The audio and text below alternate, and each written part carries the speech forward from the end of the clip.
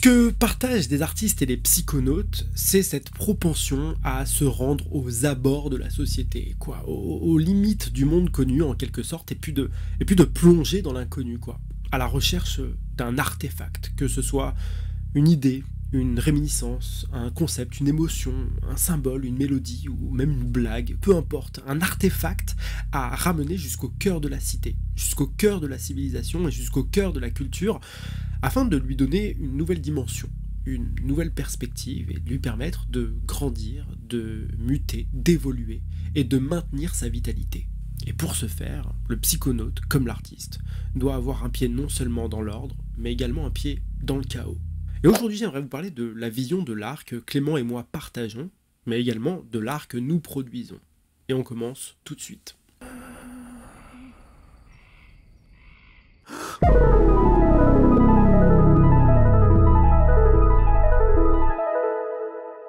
Je suis le genre de gars qui, depuis toujours, a des images, des perceptions qui le traversent et qui réclament de façon assez impétueuse à être retranscrites dans le monde physique, que ce soit par le biais de l'image, de l'écriture ou de la musique. C'est comme si il y avait un canal entre l'esprit et la main, un canal dans lequel s'engouffrent toutes sortes de données tellement obsédantes qu'elles prennent le pas sur tout le reste. Je vois bien que dans la vie, il y a des gens qui se font chier, il y a des gens qui ont besoin de stimuli extérieurs à eux pour sortir de l'ennui. Et moi j'ai l'impression que je fais partie de la famille des gens pour lesquels le verre n'est jamais vide, quoi. Le verre est toujours plein à ras-bord, le verre déborde toujours de choses à dire, de choses à faire, mais surtout de choses qui semblent provenir du monde immatériel. Et très très vite, dans le monde dans lequel j'évoluais, c'est-à-dire une école privée américaine dans laquelle je suis entré en maternelle et de laquelle je suis sorti au bac, je me suis bien rendu compte que j'évoluais dans un domaine avec un état d'être qui, tôt ou tard, me distancierait de façon assez irrévocable de la grande majorité des autres élèves, qui étaient essentiellement destinés à des carrières prestigieuses qui commenceraient par l'accès à toutes les grandes écoles qu'on connaît. Mais pour ma part, une fois le bac en poche, j'ai surtout atterri dans toutes sortes d'écoles d'art appliqué, afin de recevoir toutes sortes d'enseignements techniques qui me permettraient, une fois diplômé, de trouver un job dans le milieu de l'art, dans le milieu de l'édition, du cinéma, de la pub, ou encore de la pub. Les mecs, sachez-le, hein, c'est la destinée d'à peu près 98% des personnes qui ont un petit talent artistique que de se retrouver à n'en exploiter qu'un fragment infinitésimal dans un contexte purement mercantile dans lequel on est à la fois mal considéré et mal payé. Et pour ma part, cette perspective assez peu réjouissante, ajoutée à d'autres facteurs, la compétitivité instaurée par les écoles, les modes auxquels il fallait conformer sa création, le copinage nécessaire pour accéder à tel ou tel projet, et puis aussi, il faut bien le dire, mon propre ego qui souvent se mettait entre ce canal et moi-même, quoi, qui ont fait que petit à petit, ce canal, il a commencé à s'encrasser, à se rouiller et à s'alourdir, jusqu'à ce qu'à un moment, que la perspective de dessiner devienne au mieux anxiogène, au pire dégoûtante.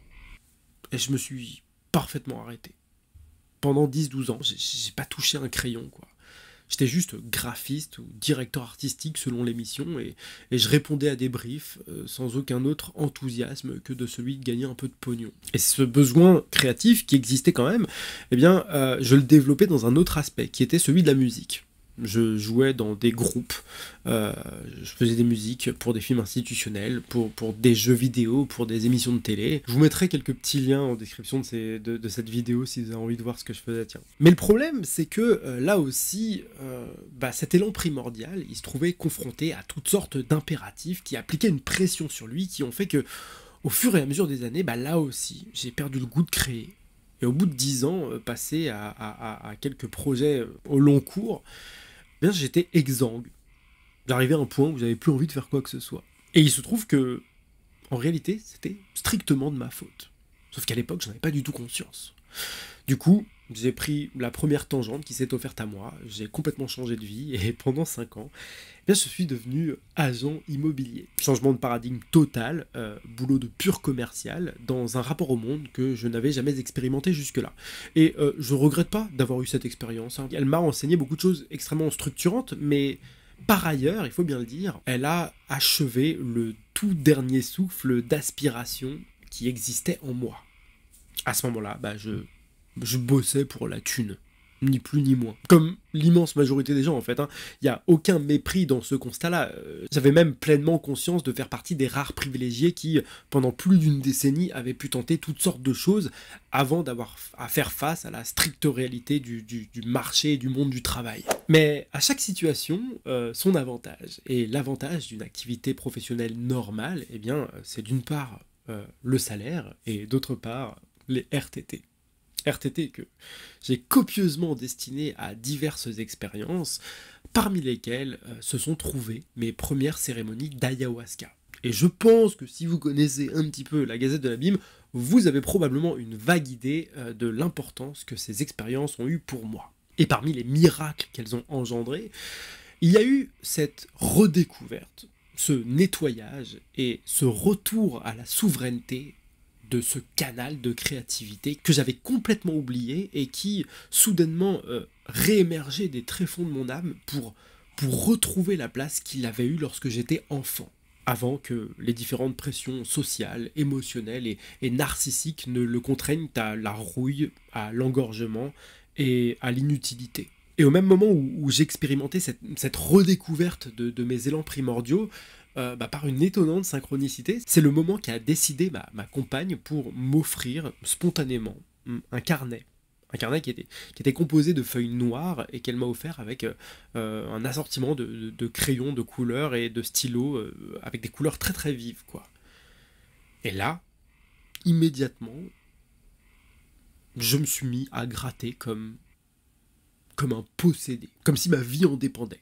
Sans plan, sans objectif, avec juste le besoin impétueux de faire exister à nouveau dans le monde physique tout ce que l'esprit me donnait à voir. Ça a été un moment de création spontanée extatique, à des kilomètres de tellement de projets artistiques auxquels j'avais travaillé avant cette expérience, et dont l'intention initiale se trouvait systématiquement parasitée par toutes sortes de facteurs qui leur faisaient perdre l'essentiel de leur substance, quoi.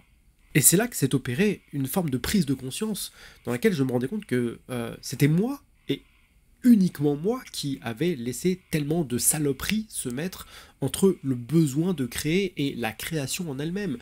Et la prise de conscience qui s'est opérée, c'est que l'importance que j'allais désormais donner à ce canal, eh bien, ça n'était que ma responsabilité stricte et exclusive.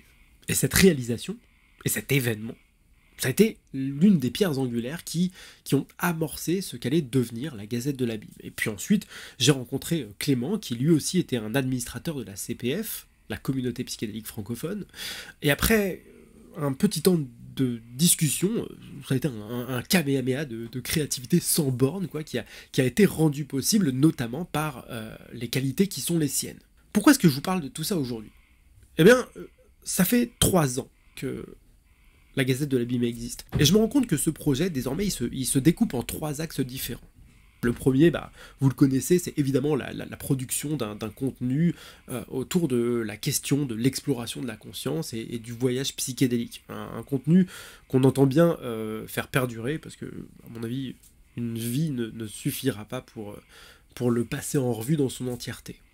Et puis un deuxième aspect qui est l'existence d'une communauté qui s'est développée autour de ces projets, et qui est composé de tout un tas de personnes qui, chacune à leur niveau, comme moi, ont fait une redécouverte de leur essence et de leurs élans primordiaux. Et participer à un tel mouvement aussi protéiforme qui fait venir autant de personnes d'horizons tellement différents, je dois bien vous dire que ça a quelque chose de profondément extatique, et c'est quelque chose qui mériterait bien sa vidéo à part entière. Et puis il y a le dernier point.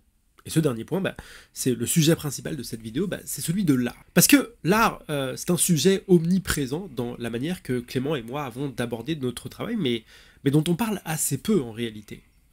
Et pourtant, c'est lui qui est à la base de notre projet. Quand j'ai commencé à faire des illustrations pour la Gazette de l'Abîme, quand on a réalisé le film des putains de limaces cosmiques, l'intention initiale, c'était de donner à voir et de faire exister dans le monde physique tout un tas de perceptions qui jusque-là n'avaient pas franchi la barrière du monde psychique. Et c'est comme ça qu'on envisage l'ensemble de la production que l'on a déjà réalisée et que l'on entend réaliser dans l'avenir. La première forme que ces créations ont prise, c'est les illustrations qu'on propose sur notre boutique du Dernier Jardin et sur notre page Tipeee. C'est également ce film des putains de limaces cosmiques. Et puis, au fur et à mesure de nos recherches, comme beaucoup de monde, on a pris connaissance de l'existence des NFT, qui est une technologie qui permet de donner aux œuvres d'art numériques une rareté, une valeur et une authenticité.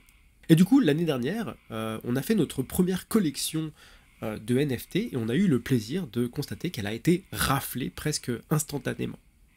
Et c'est la raison pour laquelle on a lancé cette deuxième collection qui cette fois-ci est issue de notre film d'animation qui lui-même est issu d'une exploration psychique particulièrement profonde. Pour nous, en tant qu'artistes, le NFT, eh bien, c'est une technologie qui nous permet un nouveau moyen d'expression, et qui est l'occasion pour nous de produire une collection d'œuvres numériques qui ont à la fois une authenticité, à la fois une rareté et à la fois une valeur. Pour vous dire, chacun des NFT que l'on propose à la vente existe soit en édition limitée, soit au format unique.